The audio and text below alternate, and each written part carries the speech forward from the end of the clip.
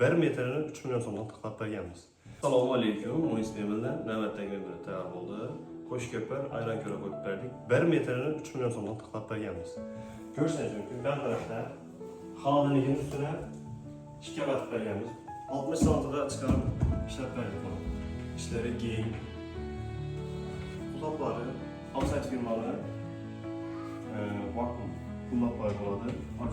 Offset firmaniki. Bella'nlar tandem rolikdan qo'yib berdik. Taxtalarni 50 kilogacha yukdan beradi. Yan taraflarına polka tashlab berdik.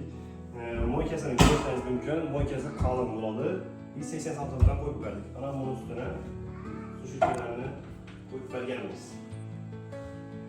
Yan tarafimizga keladigan bo'lsak, bu yerda shelfni ichine mikrofonga joylashtirib berdik.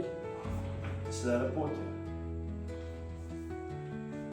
Kuxnyamizning o'rtasini esa shuni stok suvini taqib berganmiz.